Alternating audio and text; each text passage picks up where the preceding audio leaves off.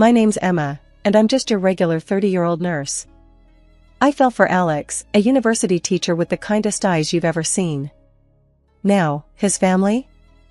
That's a whole other story. His dad, Robert, is a big shot in the antique world, and his house? It's like stepping into a museum, each room crammed with stuff older than my grandma. The first time I walked into that house, I swear every step echoed. Paintings stared down from the walls, but the one that really got your attention was the portrait of Alex's mom, Maria, hung up like she owned the place. It was clear from the get-go she didn't approve of me. She had this way of looking you up and down, making you feel an inch tall. "So you're the nurse," she said, her voice all cool and unwelcoming. "I suppose you do, well, with what you have." I tried to smile, but it was tough. Alex squeezed my hand, his way of saying, "Hang in there." Then there's Lila, Alex's sister, the family's little princess. She doesn't work, just flits around from one party to another, living off Daddy's money. Another day, another dollar. She'd laugh, flipping her hair. "Well, not for me. I don't do dollars, I spend them." Robert usually kept out of the drama, buried in his books or cleaning some ancient vase. But even he couldn't hide the disappointment when he looked at Lila or the way Maria treated me. One day, we were all sitting in the living room, which felt more like sitting in a stuffy history lesson, with all the antiques glaring down at you. Maria was holding court as usual, talking about some auction or another. "Emma, darling, do try to keep up," she'd say, her voice dripping with that fake sweetness. "I know these things are probably beyond your pay grade." I bit my tongue, trying not to snap back. Alex was talking to his dad about some university stuff, trying to stay out of the firing line. And Lila? She was on her phone, probably texting her latest boyfriend or shopping online for things she'd never use. "Ugh, Daddy, I need more money," she whined, tossing her phone down. "Life is so expensive when you have taste." Robert sighed, rubbing the bridge of his nose like he was trying to ward off a headache. "Lila, we've talked about this. You need to start taking responsibility." "Oh, lighten up," she shot back, rolling her eyes. "It's not like we're poor." The tension in that room could have cut glass. I often wondered how Alex turned out so normal, growing up in a house like this. But then, he'd catch my eye and give me that little smile that said, "We're in this together," and somehow, I felt like we could take on the world. That's our life, teetering between normalcy and the madness of the House of Antiques. Every visit was a tightrope walk of polite smiles and biting tongues, but it was our life, and we were in it together.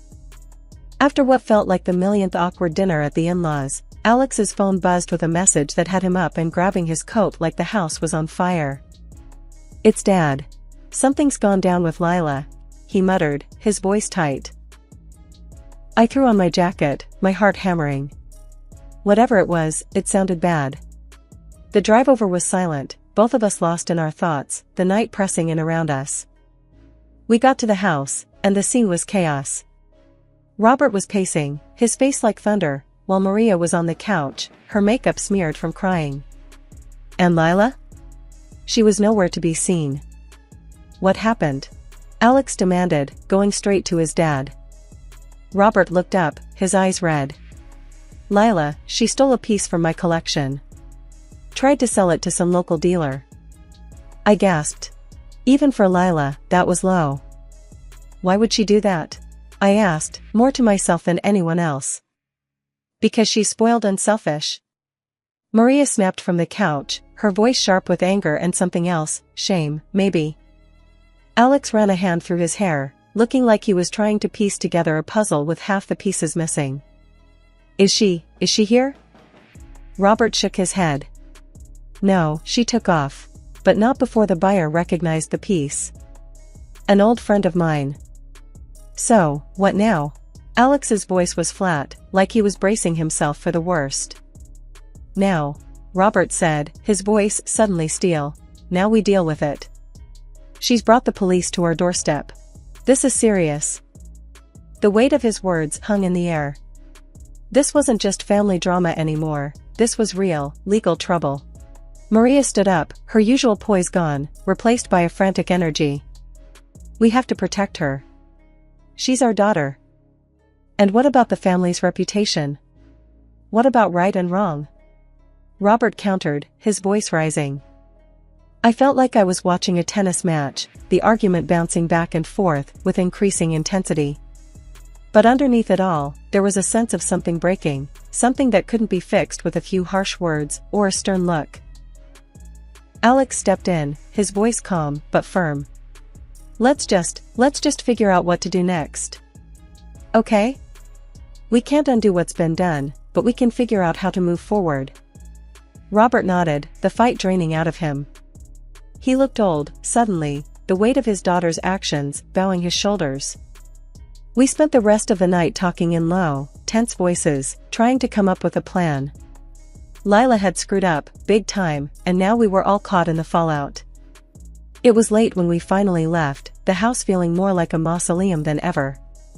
The drive home was quiet again, but this time it was heavy, the air thick with unsaid things and worries about what the morning would bring.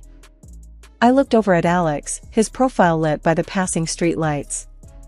You okay? I asked, my voice small in the car. He glanced at me, a tired smile flickering on his face. Yeah, I'm okay. We'll get through this. We always do.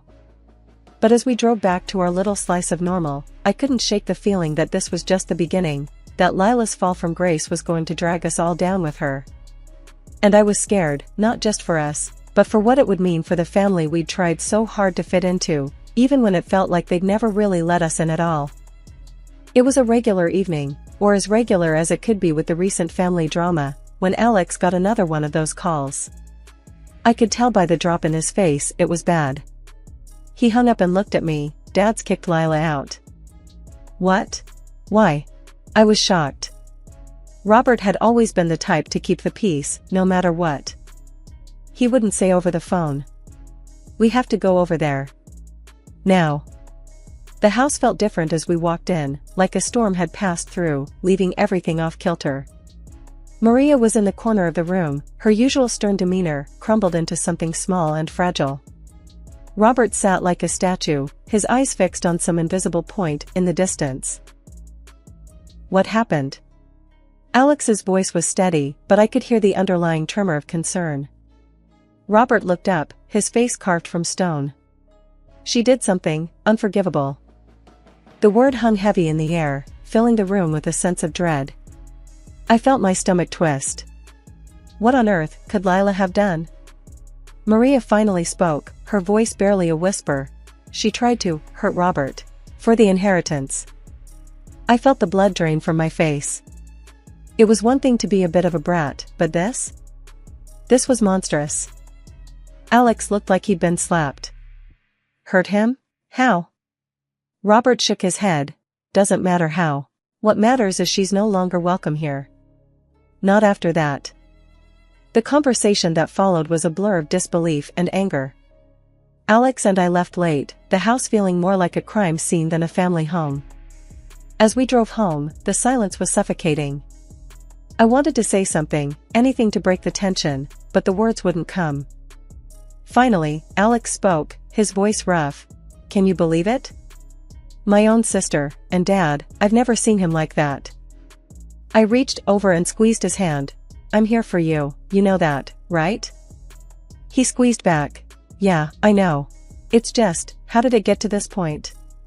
How did we not see it coming? I didn't have an answer for him. How do you see something like that coming? How do you prepare for the moment when someone you grew up with, someone you thought you knew, crosses a line so far there's no coming back? We got home and tried to carry on as normal, but the shadow of Lila's actions hung over us. It was there in the quiet moments, the pauses in conversation, the way Alex's eyes would darken whenever his family was mentioned. The days passed, but the tension remained, a constant, unspoken presence in our lives. We were all waiting for the other shoe to drop, for the next disaster to strike. But for now, all we could do was wait and hope that somehow, someway, we could find a path back to something like normal. Or at least, learn to live with the new normal that Lila's actions had forced upon us. The days had started to blend together when out of nowhere, Alex's phone shattered the silence of our morning routine. The look on his face said it all before he even spoke a word. "My dad, he passed away last night," he said, voice barely above a whisper. Shock coursed through me. Robert, with his stoic presence and antique-filled house, gone just like that? It felt surreal as we rushed over to the family home, the place now a stark reminder of what had been.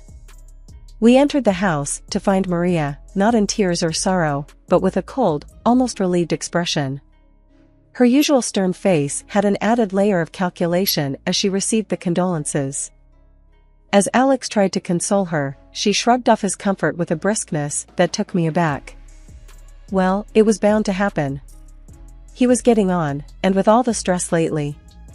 Her voice trailed off, not with grief, but an unsettling pragmatism.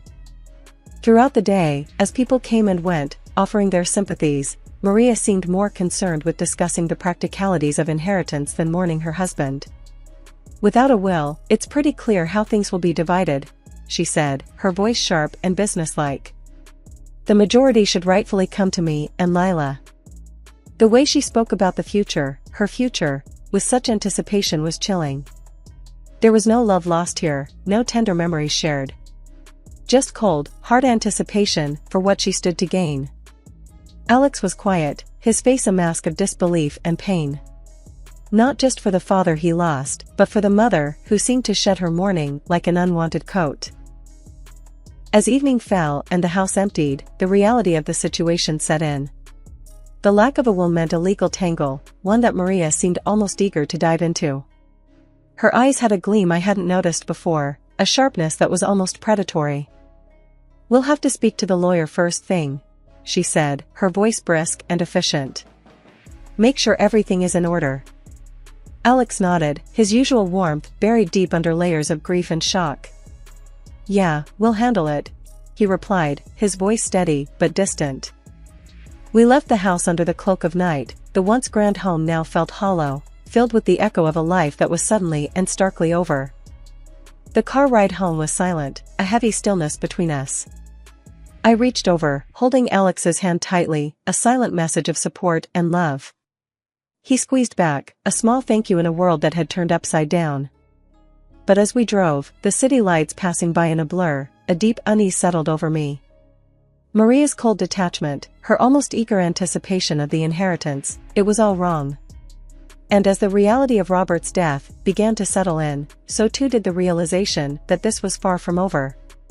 The battle for the future, for the legacy and memory of a man who'd meant so much to us, was just beginning. And it was going to be anything but straightforward. "Emma, Dad mentioned a will not long before he passed. He made it clear I was the main heir," Alex confided in me one quiet evening, a serious look etching his face. "Without it, Mom and Lila stand to inherit most of the estate. We have to find it before they do." The urgency in his voice propelled us to the family home the next day. As we approached, the usual somber grandeur of the house was replaced by a sense of foreboding. We walked in to find a scene of chaos, rooms torn apart, furniture overturned, and papers scattered everywhere.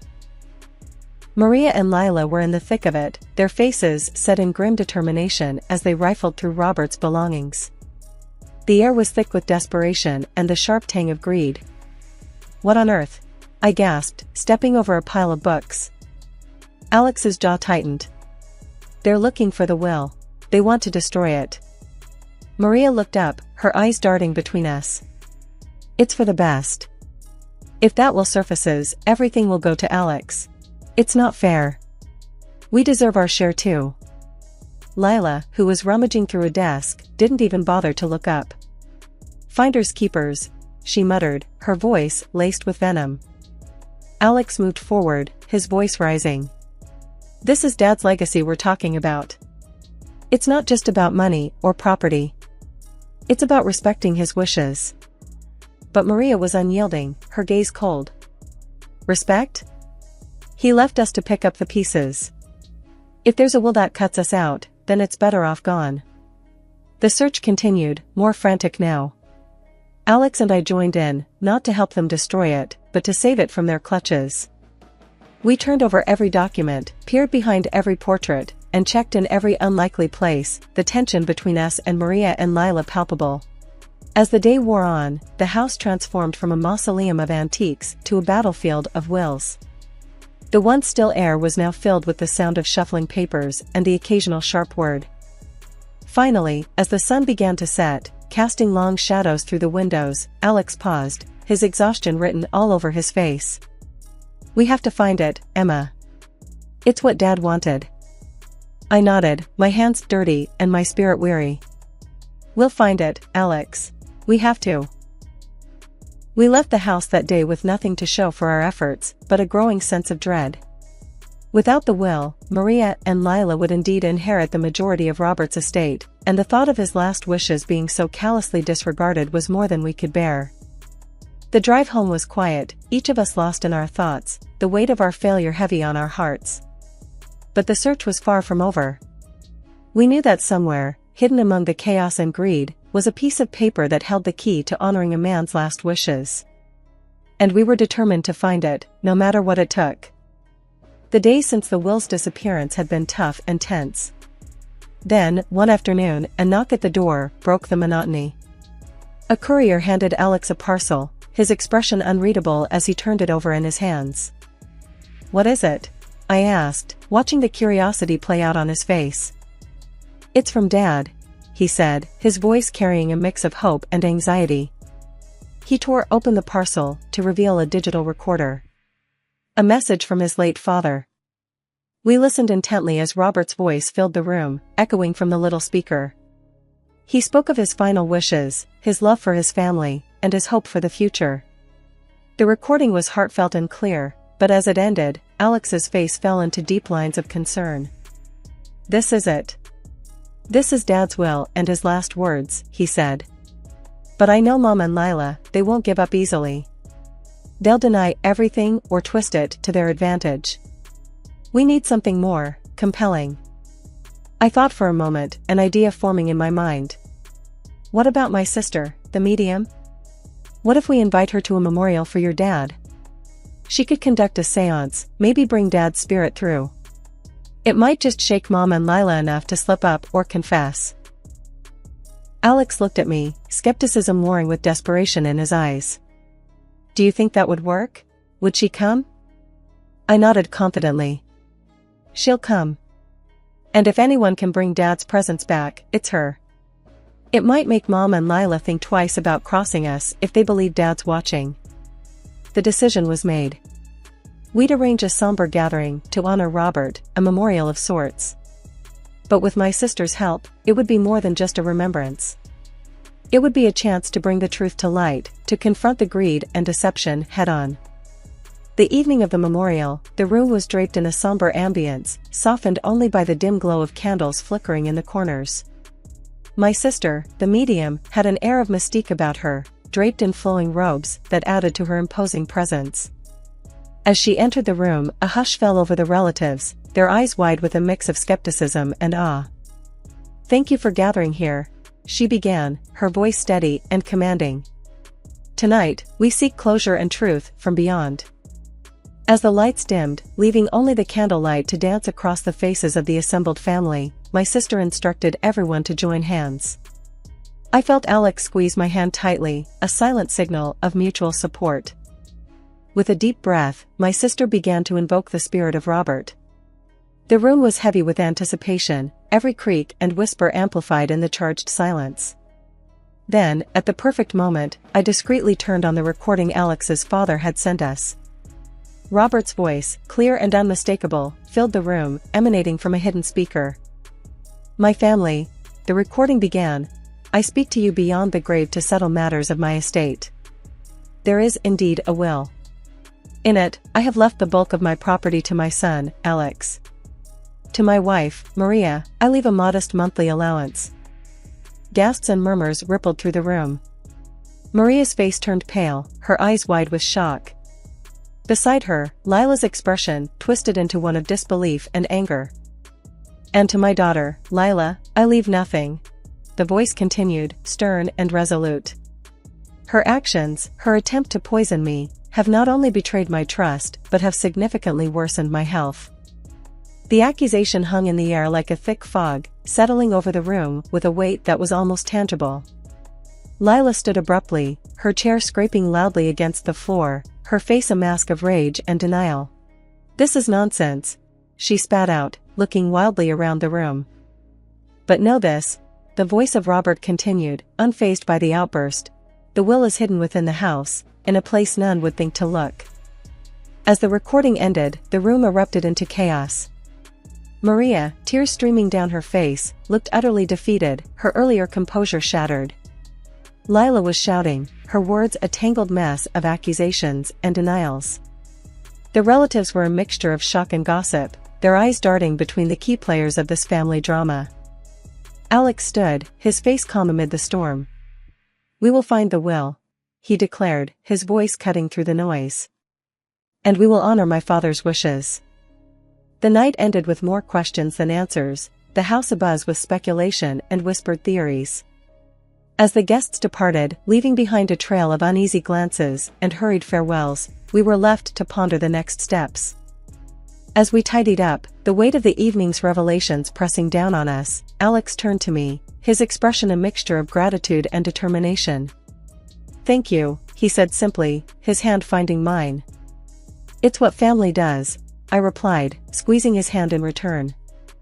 After all that mess with the will and Lila trying to poison her dad, things around the house got real quiet, real quick. Lila took off into the night, scared stiff of the cops catching up with her for what she did. Can't say anyone was surprised. She was always a bit of a wild card, but this?